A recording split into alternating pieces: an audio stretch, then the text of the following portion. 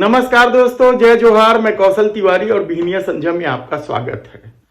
बड़े मीडिया घरानों ने उन खबरों को नजरअंदाज करना शुरू कर दिया है या दबा देने की कोशिश में लग गए हैं, जिन खबरों से मोदी सरकार की छवि खराब हो रही है। ऐसे मुद्दों को भी मीडिया ने अपनी खबरों से गायब कर दिया है जो आम लोगों के लिए बेहद ही बुनियादी महत्व की बात हो। लेकिन ये दौर सोशल मीडिया का दौर है और शायद यही वजह है कि देश के प्रधानमंत्री नरेंद्र मोदी ने सोशल मीडिया पर भी नकेल कसने की कई बार कोशिश की, लेकिन वे सफल नहीं हुए। हालत यह है कि जिन खबरों को बड़े मीडिया घराने दबाने की कोशिश करती हैं, वह खबरें सोशल मीडिया के माध्यम से जन जन तक पहुंच गया। आज हम आपको ऐसी खबर बताएंगे जो सोशल मीडिया में जमकर वायरल हो रहा है, लेकिन आपको बड़े मीडिया घराने इसे नहीं बताएंगे कि किस तरीके से देश के हालात है। महंगाई चरम पर है, लेकिन नीति आयोग की अपनी रणनीति ने इसे प्रचारित प्रसारित करने से मना कर दिया है, कहा जाए तो गलत नहीं होगा। बेरोजगारी का आलम यह है कि आम युवाओं का भविष्य ही दांव पर चला गया है। देश कर्जे में डूब रहा है और जिस नारे के साथ मोदी आगे बढ़ रहे हैं, सबका साथ सबका विश्वास, उनका कहीं पता नहीं है, क्योंकि बड़े वर्ग में अविश्वास की खाई गहरी होते जा रही है। लोगों को इस सरकार पर भरोसा ही नहीं है, कहा जाए तो गलत नहीं होगा। लेकिन बड़े मीडिया संस्थान इन खबरों से स्वयं को दूर रखे हुए हैं और इसकी वजह क्या विज्ञापन से मिलने वाली मोटी रकम है, कहना बेहद कठिन है, क्योंकि इस दौर में विरोध के स्वर को कुचलने की भी कोशिश तो सत्ता ने की है। ऐसे में जब देश के प्रधानमंत्री कल सुदूर दक्षिण में या पूर्वोत्तर में जाकर पार्टी को मजबूत करने की कोशिश करते हुए धर्म का ही आसरा ले रहे हैं, मंदिर मंदिर घूम रहे हैं, तब सवाल यह है कि क्या राम मंदिर प्राण प्रतिष्ठा समारोह के आसरे मोदी के लिए चुनाव मुश्किल होता जा रहा है। आज हम शुरुआत वहीं से करेंगे, उस वायरल होते वीडियो को लेकर। महाराष्ट्र से कांग्रेस के सांसद हैं डॉक्टर आलोक ओले। लोकसभा में इनके द्वारा जो कविता पढ़ी गई है, वह कविता खूब वायरल हो रही। तो किसी ने कहा बिना कलश के प्राण प्रतिष्ठा कैसे होगी, किसी ने कहा बिना कलश के प्राण प्रतिष्ठा कैसे होगी, किसी ने कहा जब चुनाव ही प्राण हो तो सोचो कौन सी प्रतिष्ठा दांव पे लगी होगी। लोग तो कुछ कहेंगे, लोगों का काम है कहना, आप जन की बात मत सुनना, सिर्फ मन की बात करना। फिर भी खुश थे हम, फिर भी खुश थे हम। 500 साल का सपना जो पूरा हो रहा था, हमारे अंदर का हिंदू भी पूरी तरह से जाग गया था। तो चल पड़े अयोध्या की ओर, राम लल्ला की दर्शन की आस लगाए। चल पड़े अयोध्या की ओर, राम लल्ला के दर्शन की आस लगाए। जो सामने नजारा देखा वो देखकर दंग रह गए।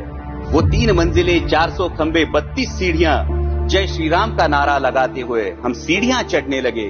राम लल्ला से क्या गुहार लगाए ये सोचने लगे। पहली सीढ़ी पर याद आई महंगाई, पहली सीढ़ी पर याद आई महंगाई, दूसरी पर देश में बढ़ती बेरोजगारी, तीसरी पर पत्रकारिता की चरण चुंबकता, चौथी पर सेंट्रल एजेंसीज की संदिग्ध भूमिका। हर सीढ़ी पर कुछ न कुछ याद आ रहा था, हर सीढ़ी पर कुछ न कुछ याद आ रहा था। कहीं 15 लाख का जुमला, कहीं किसानों का आक्रोश था, कहीं महिला कुश्तीगिरों की वेदना थी, कहीं सालाना 2 करोड़ रोजगारों का वादा था, कहीं बढ़ती सांप्रदायिकता थी, तो कहीं चुनिंदा पूंजीपतियों पर मेहरबान हमारी सरकार का चेहरा था।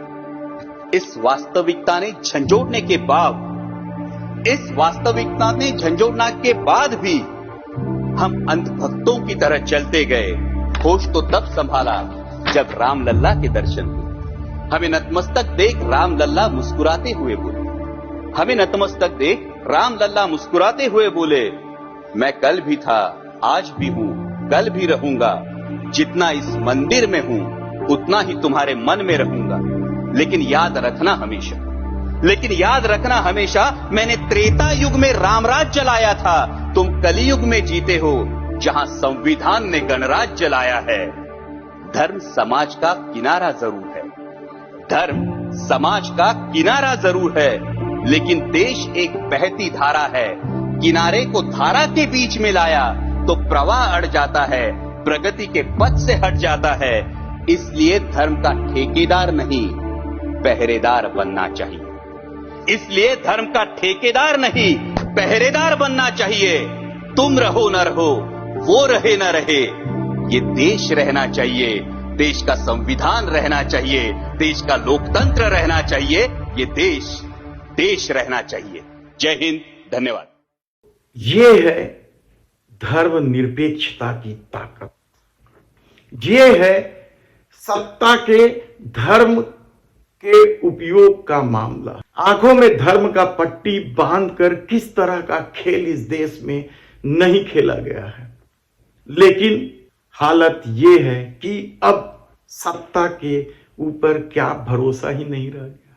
याद कीजिए आप कि मोदी मामले को लेकर राहुल गांधी को किस तरीके से सजा दी गई थी, किस तरीके से संसद से निलंबन और बहाली का खेल सत्ता ने खेला था। लेकिन एक बार फिर एक मोदी चर्चा में है। वह मोदी कोई और नहीं, इस देश के बड़े कंपनियों में शुमार, बड़े दवाई कंपनियों में शुमार कैडिला के सीएमडी राजीव मोदी इन दिनों सुर्खियों में। उनके खिलाफ 27 साल के बुल्गारिया की एक युवती ने यौन शोषण का आरोप लगाया। पुलिस ने रिपोर्ट दर्ज तब की जब उस युवती को अदालत का दरवाजा खटखटाना पड़ा। यानी गुजरात में किस तरीके से सत्ता की धमक है और किस तरीके से पूंजीपतियों को संरक्षण दिया जा रहा है, यह सबसे बड़ा उदाहरण हो सकता है। राजीव मोदी पहली बार सुर्खियों में तब आए थे जब उन्होंने अपनी पत्नी को तलाक दिया था, और अब जब उन पर यौन शोषण के आरोप लग रहे हैं तो इस मामले को दबाने की कोशिश की जा रही है, क्योंकि राजीव के नाम में भी मोदी है। क्या ये वजह हो सकती है? यकीन नहीं होता, लेकिन सोशल मीडिया में जो खबरें चल रही है उसमें इसी तरह के दावे किए जा रहे हैं। और अब तो उस पीड़ित युवती के वकील ने आरोप लगाया है कि पिछले कई दिनों से वह युवती गायब है। उसे एक एंग्लो माल में आखिरी बार देखा गया था, और उन्होंने अनहोनी की आशंका भी जाहिर की है। अनहोनी की आशंका इसलिए भी जाहिर की जा रही है क्योंकि इस मामले में एक प्रमुख गवाह की अमेरिका में संदिग्ध परिस्थिति में हत्या कर दी गई या मौत हो गई है। तब क्या राजीव मोदी को बचाने के लिए सत्ता का कोई नया खेल चल रहा है? पुलिस वाले भी उनका सहयोग कर रहे हैं, कहना मुश्किल है, लेकिन इन दिनों यह सोशल मीडिया में सुर्खियों में है। लेकिन इन सबसे भी अलग एक खबर जो जन भावनाओं से जुड़ी हुई खबर है, जो मोदी सरकार के विश्वास के नारों पर प्रहार करने वाली खबर है। लाखों लोग दिल्ली की सड़कों पर उतर आते हैं, लेकिन ये खबरें नहीं दिखाई जाती। लाखों किसान इससे पहले उतरे थे और उनके साथ किस तरीके से सत्ता का व्यवहार रहा है यह भी इस देश ने देखा। इससे पहले महिला पहलवानों ने रो रो कर प्रदर्शन किया था, तब भी सत्ता का क्या रवैया रहा यह इस देश ने देखा। और हिट एंड रन कानून को लेकर जब वाहन चालक सड़कों पर उतरे थे तब भी तो उन्हें देशद्रोही कहा गया था। तो क्या अब इस बार जो लोग सड़कों पर उतर रहे हैं हजारों लाखों की संख्या में उतर रहे हैं, उन्हें भी देशद्रोही करार दिया जाएगा। शुरुआत वकीलों ने की थी, सुप्रीम कोर्ट के वकीलों ने की थी। मामला ईवीएम की विश्वसनीयता को लेकर है। चुनाव आयोग दावा करता है कि इसे न तो हैक किया जा सकता है और न ही कोई गड़बड़ी की जा सकती है, लेकिन जिस तरीके से तीनों राज्यों के चुनाव परिणाम आए, राजस्थान, मध्य प्रदेश और छत्तीसगढ़ के, उसके बाद ईवीएम को लेकर अविश्वास की खाई गहरी होती चली जा रही है। सुप्रीम कोर्ट के वकील सामने आ गए हैं।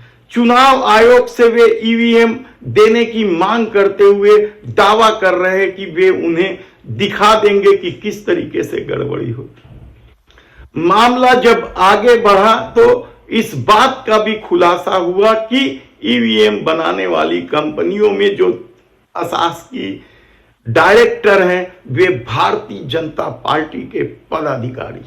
और अब जब हजारों लोग सड़कों पर उतरने लगे हैं, किसान मोर्चा भी उसमें शामिल है, सुप्रीम कोर्ट के वकीलों का समूह भी शामिल है, बहुजन समाज के भी बहुत सारे लोग शामिल हैं। हालांकि इस आंदोलन से अब तक राजनीतिक दलों ने दूरी बनाई हुई और पुलिस ने भीड़ न जुटे इसकी तमाम कोशिश की, बैरिकेड्स लगाए गए और दुनिया भर के कर्म किए गए, लेकिन भीड़ जुट गई। लेकिन यह खबर आपको नहीं दिखाई गई।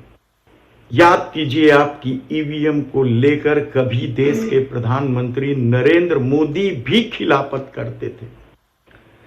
भारतीय जनता पार्टी के नेता स्वामी सुब्रमण्यम के नेतृत्व में समिति तक गठित कर दी गई थी। आरएसएस के लोग भी इसके खिलाफत करते थे, लेकिन अब क्यों नहीं? यह बेहद ही गंभीर सवाल है जो सत्ता को संदेह के घेरे में लेता है, चुनाव आयोग की विश्वसनीयता को समाप्त कर देता है। आंदोलनकारियों का कहना है कि अब यह आंदोलन तभी समाप्त होगा जब ईवीएम की बजाय बैलेट पेपर से चुनाव होगा। समर्थन बढ़ता जा रहा है, राज्य दर राज्य लोग इस आंदोलन से जुड़ते चले जा रहे हैं। तो क्या 2024 का चुनाव बैलेट पेपर से होगा? देखना होगा। धन्यवाद।